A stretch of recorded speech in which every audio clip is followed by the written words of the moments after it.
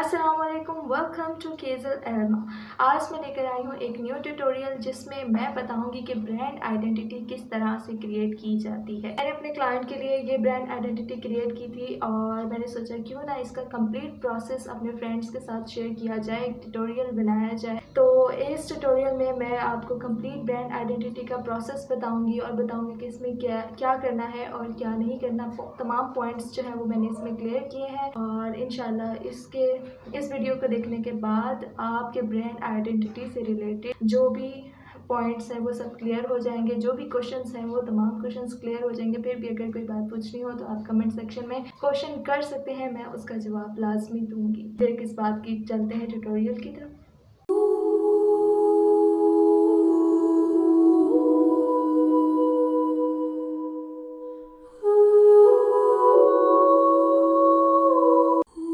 जैसे कि मैंने आपको बताया था कि मैं आपको बताऊँगी कि ब्रांडिंग किस तरह से किसी भी लोगों की जाती है, एक ब्रांड आइडेंटिटी किस तरह से क्रिएट की जाती है। तो ये मैंने ब्रांड आइडेंटिटी क्रिएट की थी मैक्समेयर, एक इंटरनेशनल क्लाइंट थे, उनके लोगों के लिए।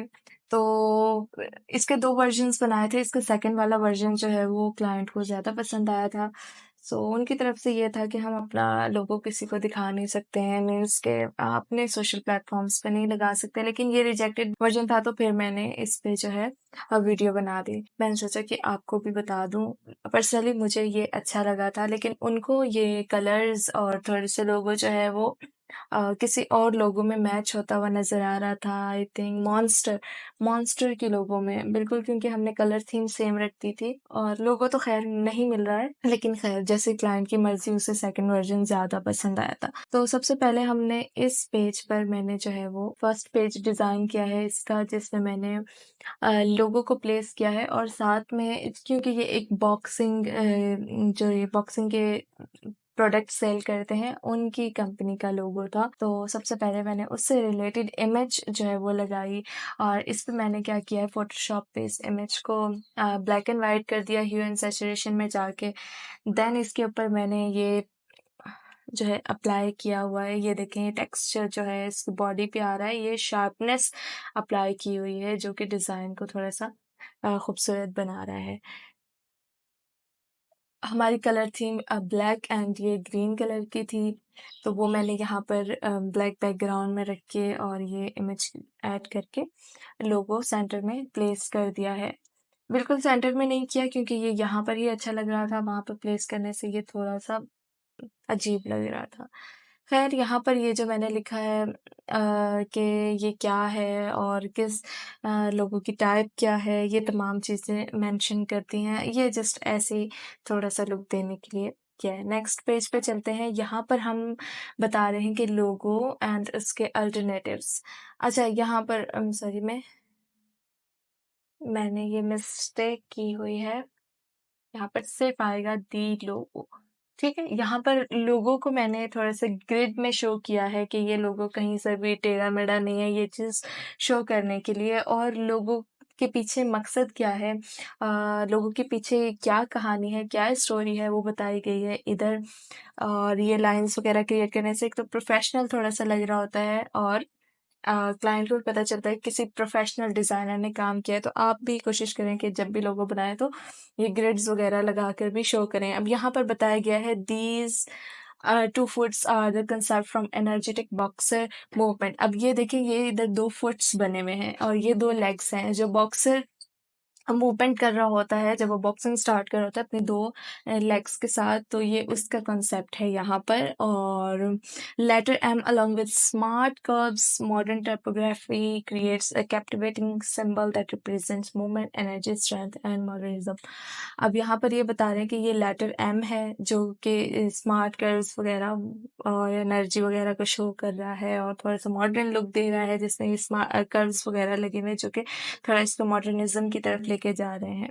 तो आपका जो भी लोगो होगा आपने उसके बारे में यहाँ पर डिटेल में बता देना है, उसकी स्टोरी बता देनी है। आप चाहें तो किसी और तरीके से भी यहाँ पर लेफ्ट साइड पे लिख लें और यहाँ पर लोगो लगा लें, या कोई और भी तरीका यूज़ कर सकते हैं। मीन्स ये कि आपने सबसे पहले ब्रांड की जो लोगों के बिहाइंड स्टोरी है उसको बताना है। नेक्स्ट पेज पे चलते हैं, लोगो एंड अल्टरनेटिव्स। जब भी आपने लोगो बनाया तो उसके अल्टरनेटिव्स जो हैं वो क्रिएट करके देने हैं, क्योंकि एक ब्रांड जब भी लोगो यूज़ करता है तो वो उसके डिफरेंट अल्टरनेटिव्स भी चाहता है। तो ये लोगो मार्क है, अब वो अपने प्रोडक्ट्स पे चाहे तो लोगो मार्क लगा ले, मोस्टली ये प्रोडक्ट्स पे ही यूज़ होगा। एंड फिर चलते हैं वर्टिकल पे, ये लोगो बिजनेस कार्ड वगैरह डिफरेंट जगहों पे ये यूज़ किया जा सकता है। और एक ये है, इसका जो है वर्ड मार्क बना हुआ है इसका, उसको भी अब ब्रांड की मर्जी वो उसे कहाँ पे यूज़ कर रहा है, और टी शर्ट पे यूज़ कर रहा है या वट एवर, वो कहीं पे भी यूज़ करना चाहे, ये वेबसाइट पे यूज़ करना चाहे या कहीं पर भी यूज़ कर सकता है। ठीक है, तो ये है इसका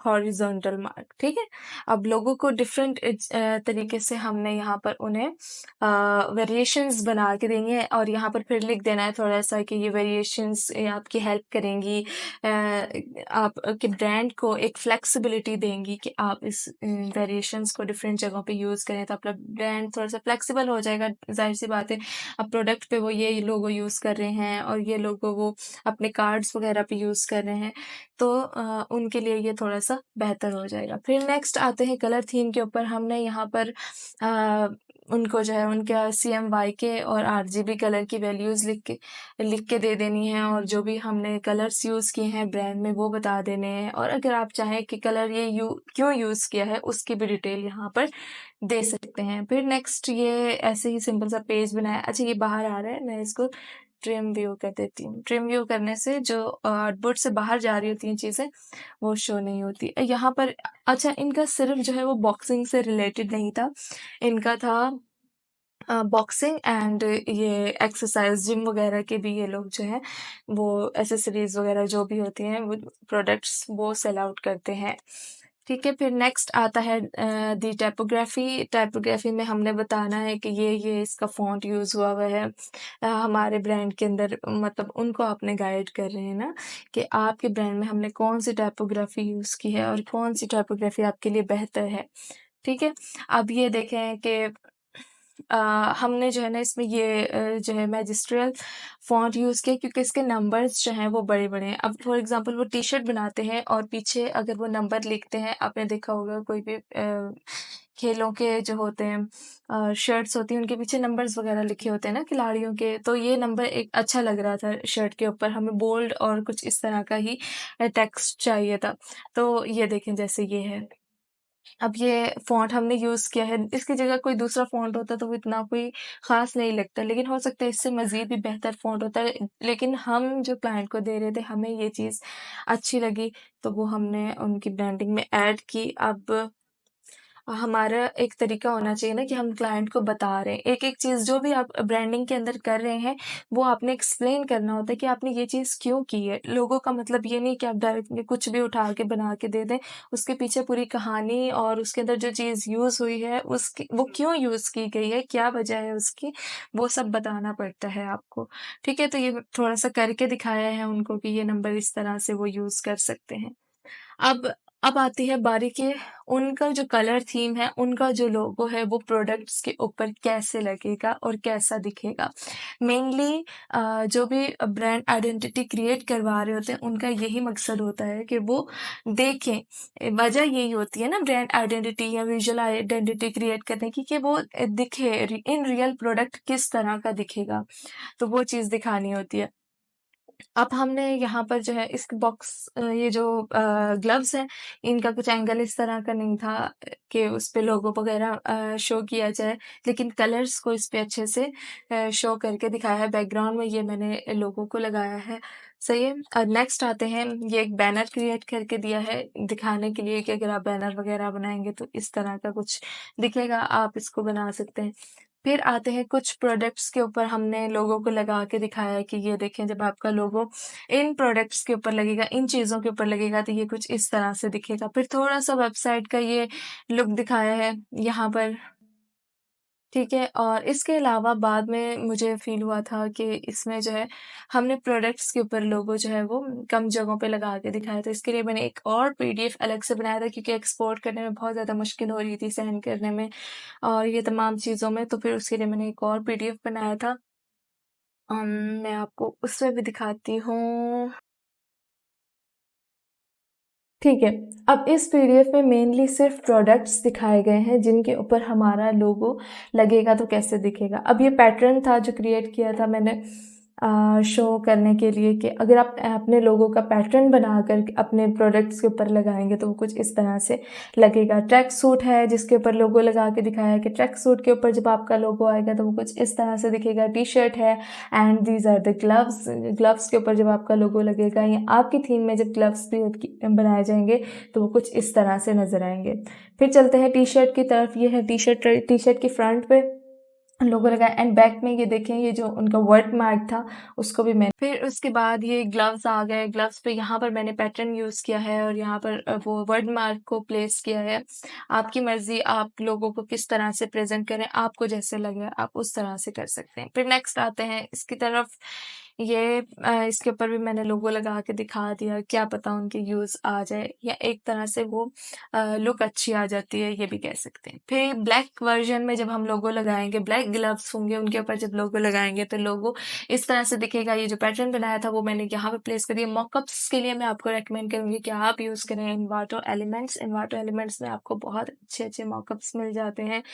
उसकी एक दफ़ा सब्सक्रिप्शन ले लें तो बहुत ज़्यादा फ़ायदेमंद है। मैं भी इन्वाटो ही यूज़ करती हूँ और मॉकअप्स मैंने इन्वाटो से ही डाउनलोड किए हैं।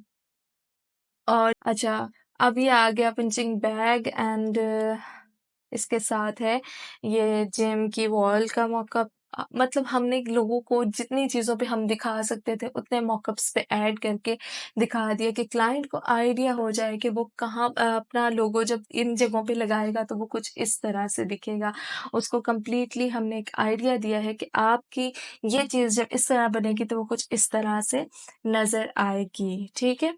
और लास्ट में ये लोगो लगा के जस्ट थैंक्स फॉर वॉचिंग। इस पूरे वीडियो में समझाने का मतलब जो है मैंने पूरी वीडियो बनाई इसलिए है, बताने के लिए कि आपने जब भी आपने लोगो देखें, एक होता है लोगो, जब आप सिर्फ सिंगल लोगो का ऑर्डर लेते हैं तो आपको कम पे मिलती है और क्लाइंट के लिए भी वो इतना फ़ायदेमंद नहीं होता, उसको सही से समझ नहीं आ रही होती चीज़ें।